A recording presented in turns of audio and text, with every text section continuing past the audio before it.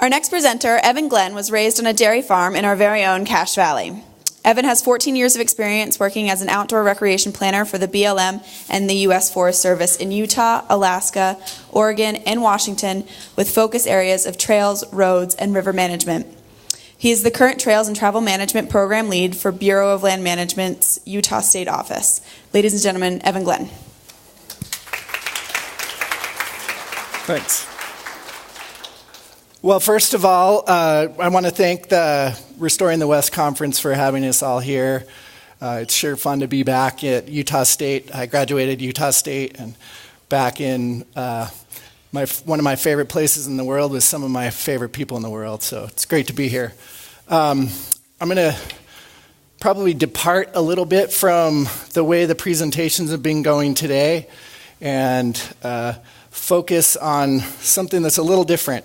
Talking about the impacts of recreation, of people on our landscapes, and really looking at the challenges of people coming to public lands and the infrastructure and the recreational landscapes that we as land managers provide. So in my day job, just to give you a little bit of a background, I'm basically responsible for helping to get people access to Bureau of Land Management lands around the state, keeping our roads and trail systems going. And I'm going to go a little broader than that today because I do have a background with the Forest Service and with broader recreation management programs, but really focusing on the challenges that new technologies and new, we may call them stoke sports, are having on our recreational landscapes. Most of you guys have had some kind of experience like this. You know, I look around the room, I see a lot of people that probably spend time in the outdoors. You know, one of the things that I'm tasked with providing and helping our field offices around the state provide is trails. And as more of us are getting interested in the outdoor landscapes, we're having more of these impacts all the time. And probably if you guys are like me, you've been on both sides of this cartoon. I have been the guy going too fast and interfacing with people on the trails. And, you know, it's a real challenge for those of us in land management. In my backyard, I live in Summit Park near Park City. We have a 7-mile mountain bike trail, but it turns out it's a really great place to take a walk and walk your dog. And so we have these kinds of interfaces all the time, and we're tasked with how do we help to ameliorate that type of experience, because the multiple use sustained yield resource that I have really focus on is experience, is the experience of the people coming to our public lands. This is one of the experiences that we're managing for, you know, and I'm not sure if folks in this room are motorheads or like to do this type of camping where you're surrounded by literally thousands of other people, lots of noise, lots of dust, lots of drinking, and yet this is one of the experiences that people seek on our landscape. We get thousands of people coming to an area like this at Little Sahara. So this is one of the types of experiences where we're managing for. Ironically, in this landscape, actually, if you come a half a mile behind this buggy, there's a line, an invisible line in the middle of the sand dune, and it goes from an open play area to a wilderness study area. But that's an invisible line in the sand is a pretty hard thing for people to understand, especially when you're going at high speeds. Another one of the experiences, you know, right, and this is just another example of one of the experiences where we're trying to provide. And one of the things I'm going to kind of schizophrenically talk about throughout this conversation is how do we as land managers continue to provide for all of these needs? There's new things happening all the time, new challenges, and yet we still have the most basic thing that we're trying to provide here, you know, a positive experience for a family in a beautiful landscape like this. trail here in southern Utah. Just one more experience we're trying to provide for here. We have a lot of competing interests, and one of the reasons I included this trail, while this isn't the same trail, we have a trail in Moab that's on a rim just like this. And when you're maybe in looking up at this rim, you would never notice that there's a trail impact there. But our wilderness advocates they opposed the trail because they felt like it was an obtrusion to see mountain bikers from the wilderness area. So again, one more juxtaposition of competing uses on our landscape that we're tasked with managing. Right here, another example of what I do on a daily basis is this type of recreation. UTVs are the fastest growing part of our motorized industry. So BLM lands are actually a really great place to go enjoy this type of activity and have a experience with your family. And so again, some of us that may be on the motorized side may kind of have a hard time with this type of sport. But multiple use, sustained yield, this is very much that multiple use, a family right on the back of this cliff enjoying the beautiful landscape, and another family here out driving around in their buggy. Just a few things, I want to go through a few slides of just the types of things that we're tasked with sharing in this multiple use, multiple experience type of landscape. And I will apologize, some of these pictures I pulled straight from the internet, and they're pretty grainy and kind of crummy, but they get the point across. This one, lady enjoying a horseback ride while right next door. This is kind of a new thing that we're dealing with. Are you guys familiar with adventure touring on your motorcycles? So some of the trails that I've worked on in the past, designing single-track motorcycle trails, now we have people that want to ride a 1,000-pound machine loaded with weeks' worth of stuff on it. And it gets to be that kind of same thing. My trail in my backyard may accommodate a mountain biker and a family hiking, but the trail that we built for single-track dirt bike may not work for a person like this who's riding a 1,000-pound machine. But they're out there and they're on those trails. And the expectation as a public lands manager from the public, from a gentleman like this or a gal, I can't really tell, is that we will provide them a place to have this type of opportunity. And while I probably won't present a lot of solutions to that today, I just wanted to get us all thinking that, do we need to provide for all of these certain types of technologies and some of the new and upcoming things that are coming around the corner? Again, beautiful landscape, folks enjoying it with their dogs. Dogs is one other challenge that we have. Again, as our urban interface creeps up on our public landscapes, we have fewer and fewer places to take our dogs, and that's one of actually the reasons why I love working for the BLM, is these same challenges today. So I hope you don't take away that I'm up here complaining about these challenges, because I really enjoy that people can actually come out to BLM lands, and with my very focused recreation hat on, I love having a campfire. I don't do that in a national park or have my off-leash experience with my dog. So, love that component of BLM lands, but it does create challenges for us. This is, I just kind of wanted to put some of these slides up, kind of a juxtaposition of the experiences that people are seeking. And literally, you can have this landscape here, and miles behind them, you have people that are seeking an off-road motorcycle challenge, like the Sage Riders here in the San Rafael Swell. You have people seeking, this is a great example of new technologies that are really starting to challenge what we do in experience management. This is one I hadn't seen before. This is at Little Sahara. Fat bikes are taking off, and all of a sudden we've got folks that want to ride bikes in the same location that people are having this type of experience. literally this is happening at the same time and same place. And 5 years ago, before fat bikes had really taken off, you wouldn't have had anybody coming to Little Sahara for this type of experience.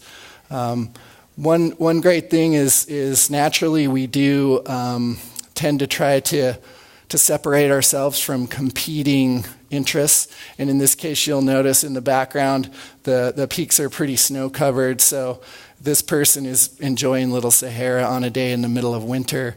That's not a very popular time for other riding. Again, this is one of the types of experiences that people love. While personally this isn't what I want to do on my weekend, we have thousands of people that flock to places like Little Sahara to be part of these big types of events, families that circle the wagons and have a great time. And we in the Bureau of Land Management and the Forest Service really try to accommodate these things. But it's that next thing that pushes us out, or the next ask. We may have a race that includes a few hundred people and they're on the trail system that we have available. The next group comes in and they might have 1,000 people and they want to go cross country. And do we accommodate that? A lot of that is bound by law. But as was discussed earlier with our federal lands policies, there is a lot of agency discretion built into those. So a lot of these things, that the requests we get in, we could accommodate had we had enough resources, enough time, but they all impact somebody else's experience. Kind of tying in with the two types of infrastructure that I'll kind of focus on today are recreational infrastructure, and by that I mean things like campgrounds and toilets, the built environment. And then I also kind of want to have you be thinking about the recreational landscape, like the San Rafael Swell as a whole, or the Mirror Lake Highway recreation area, places like that. Do we just keep building more? Is that the thing to do? Or are we going to have to somehow take a hard line on some of these things? And as a trail manager and as a campground manager in public service, these things cost a lot of money to keep going. And I know that fees on public lands is a point of conflict for a lot of people. We pay our taxes. A lot of people feel like we ought to have free access to everything on the public landscapes. But the reality of a lot of the infrastructure that we provide, if the Moab Field Office needs to put in another campground, that campground can cost, a few $100,000 to build minor infrastructure. And so we end up going to things like the fee program to offset those costs. And again, there's a lot of controversy here. I know internally I have some controversy with fees, but as we need more law enforcement, new facilities, toilets, stuff like that, we have to look for ways of making that happen for the recreating public.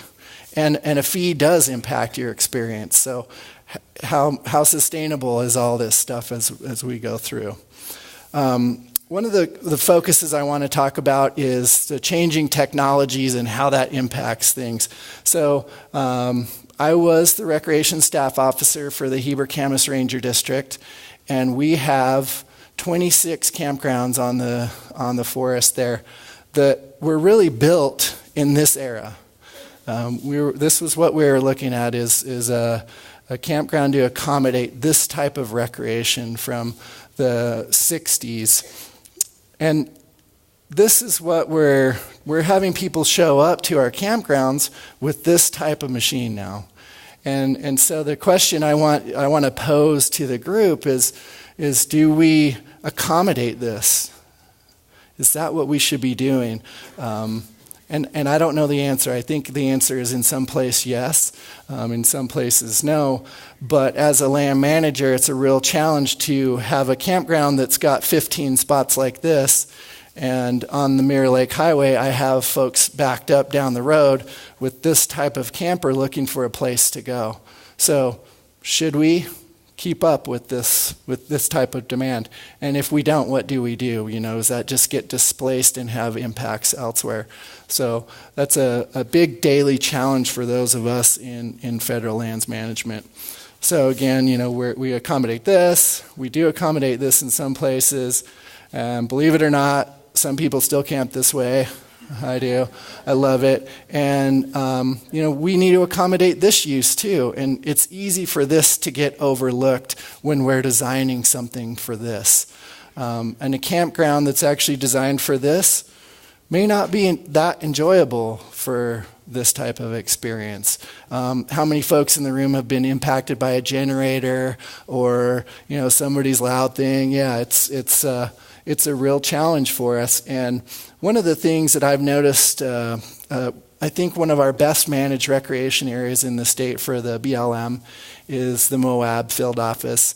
And thank you very much. And they're actually responding to this in this funny way. They've built these big campgrounds, and now they're finding these little nooks to put these in away from the other types of experiences. So this was just kind of an experiment for me to run through the challenges that we're facing and why we're there.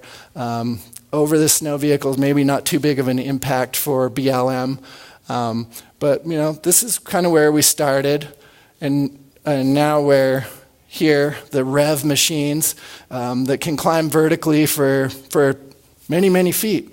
And I'll be the first one to tell you, these are a hoot to ride. They're fun. But, as a skier, and should this be happening in the same place? And we're tasked with providing that experience in a sustainable way.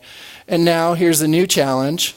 People are hybridizing motorcycles and their snow machines, and they're getting into terrain that they've been riding very differently, using up terrain in a different way. Again, a fun thing, but a new challenge for us. Do we provide a place for this just because the technology was invented? And again, these are really fun. This was just a cartoon I stole off the internet because I thought it was funny. And as Mark alluded to, 20 years ago, we were having this battle here in our backyard. And I've been the brunt of this comment. I'm glad we're not there anymore, but for the most part. Again, snow bikes and competing infrastructure. While this doesn't look like infrastructure necessarily, as a land manager in Alaska, I spent a lot of time grooming trail. And then all of a sudden the snow bikes come along, and we were grooming trail for dogs, for people with teams of dogs. And then the snow bikes come along, and they want to use those same trails. And the speeds and the things sometimes are competing. In this case, this is actually up in Montana. And believe it or not, these people were ticketed for riding their bike on this trail because it wasn't an allowed use.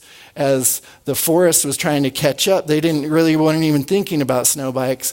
There was some complaints, and the law enforcement officer's looking through his books, and he's like, well, this isn't allowable use here, and they ticketed this person. I'm not sure how that came out in the end, but you can see the competing uses. I've had the same issues with snow bike in the Park City area, where we're grooming trails on the National Forest for skate skiers and classic skiers.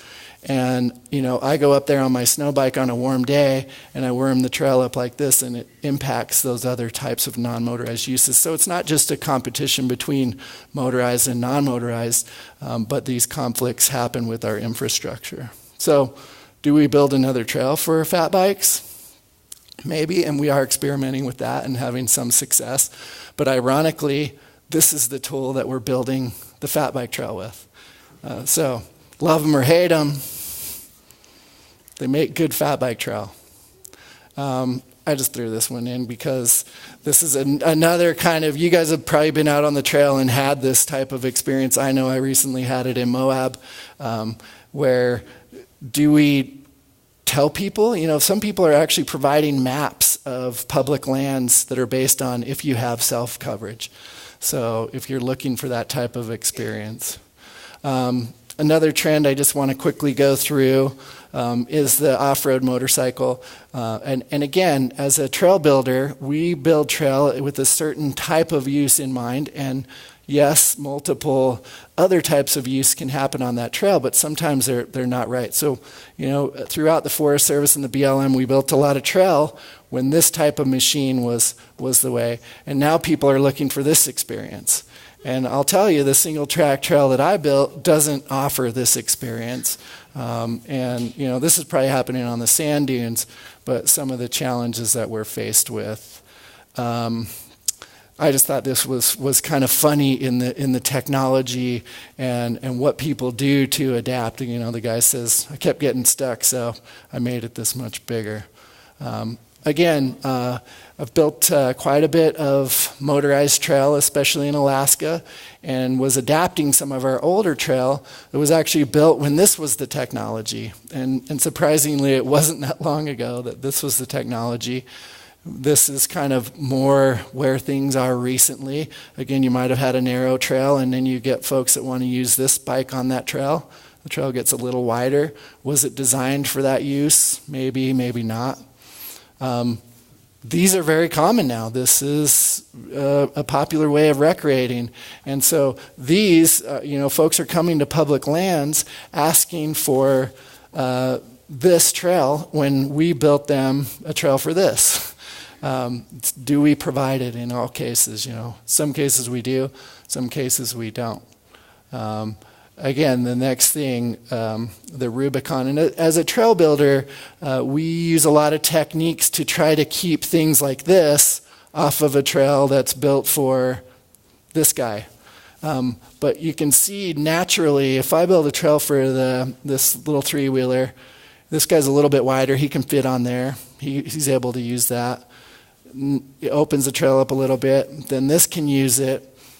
Then our trail can easily go to a full-size road without too many years going by. This next slide may show some adaptive management. If we don't fix up our roads, some of them end up looking like this, and along come these guys. That's the perfect trail for them.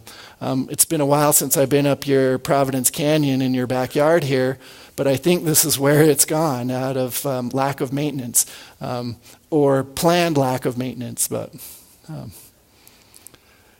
another challenge for us with the technology now is the stuff in the air. This is actually me flying a drone for BLM work down at Fisher Towers. But these drones, this type of technology, can really impact the experience of other users around you. Again, this is kind of funny. I'm flying in Moab, and our campgrounds in Moab have open-air toilets. Have you guys been in there? They're really nice. Open air, clean, the smell goes out. And then I've got kids flying over me with the camera and their drone. It's like, that changes my experience in that campground. And while this is me as a land manager scratching my head about the guy on the human-powered drone, this is a reality. If you look these up on the internet, there are people building and flying these things. And is that the next thing that I need to, as a land manager, provide a landing pad and a takeoff spot and a set of rules and regulations to get these people off the ground, which once they're in the air, they'll be managed by the FAA. Big challenge, I'll probably wind up here, is our challenge with e-bikes on our trails. And I love this conversation. I've had it. Who in the room's ridden an e-bike? They're pretty cool. And yet they create challenges. I've been both of these guys. I just want to run through where we are with cycling really quick, and then I'll wrap up. One of the original mountain bikes, the bike I'm currently riding, e-bike, you can't hardly tell the difference. And this is another e-bike.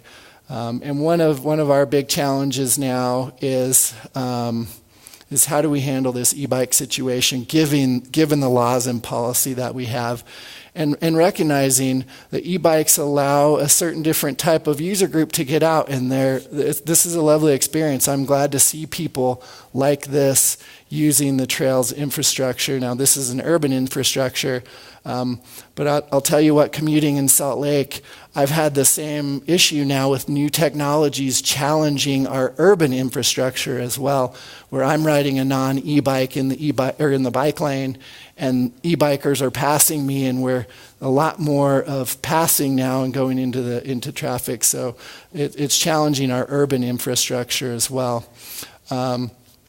And then some civil rights issues with e-bikes. People with disabilities are using e-bikes like this one to gain access to the public lands. And as a manager, I have one law that says the single track trail I build is allowed for non-motorized uses, and now I have people showing up with a 3 or 4 wheel bike and maybe a little bit of motor in that bike, and they want to use those trails to access their public lands. And right now, by law, I can't let them do that. And so we're trying to navigate that system. And again, as a trail builder, out in the Vernal area, we help to develop a lot of trail. I didn't have this type of activity in mind when I was trying to build that trail in a sustainable manner. Here's just another picture. And then I just thought that looks like a gas-powered bike to me. That was a bad joke. But I'll end with a challenge, another challenge about bikes and our infrastructure that we're providing. And I'll leave you with this kind of quandary. For those of you that use our trail systems and are mountain bike riders, Utah has the fastest growing and the largest group of high school and middle school mountain bike teams. It's a really cool thing. We've got kids getting outdoors, getting exercise, getting on bikes. But again, I'll paint the picture. In my backyard, we have a 7-mile loop. And so while it's like, yeah, these kids are getting out there, this is the coolest thing ever, and I'm out on a ride, and all of a sudden 40 kids from a high school mountain bike team come, and they're riding together. And all of a sudden, my experience, while I'm really stoked they're there, really changed, because if you've ever tried to pass a group of 40 people on your mountain bike, it's an impossible thing, so you just kind of get in the game. So it's one of those conundrums, and where we're actually starting to partner with the interscholastic teams to try to figure out ways of having this infrastructure work for them, again, because it was designed for our typical group of riders is 4 people, maybe riding at generally recreational speeds. And now I've got groups showing up to the same 7 miles of trail, and they're riding with 40 people, and they're trying to ride at race speeds, and things get very interesting. So while I didn't today present a lot of solutions, I hopefully opened your eyes to some of the daily challenges that we have in providing sustainable recreational experience on public lands. So, and I want to end with the last pitch, maybe a solution that you guys could have on our public lands. One of the main infrastructure pieces that we're always putting in, toilets. We put toilets in. So at every chance I get, I beg people to add a portable toilet or a groover system to their car camping kit and save another toilet from having to pop up in our desert landscapes. So take your poo home with you. Thanks, guys. I have a couple minutes for questions, Evan. Oh, okay. Does anybody have some questions? Go right ahead. So how does the American Disabilities Act, how does that affect this ban on motorized or electronic bicycles? Well, without going in too much, actually we're not mandated by the ADA, where we work with the ABA, the Architectural Barriers Act, and that's getting really down in the weeds, but I wanted to show that I knew the answer. Now, bottom line is we have this set of rules. This is a great question, because this is my daily conundrum. We want to provide an opportunity for folks like this. The real answer to that is a mobility device is considered what you would use in a normal urban environment. So, those bikes there you saw, you don't expect somebody to be riding a bike like that in a mall. And so this, it really doesn't fall in your typical mobility device. This is a specialty vehicle. But again, we're trying to accommodate these uses. It's wonderful to have people with disabilities and veterans and people that are, just aging and want to be riding. So we're trying to provide them an opportunity for that. But it's a real challenge for us because should we provide that everywhere? And Moab's a great example. They actually have created a map of places where you can use this type of device, and we're looking at building new trails that are actually, wider for that experience. But we've got, how many miles of trails are in Moab, and they're built for this wide. So we work with the law, but it's a challenge. So.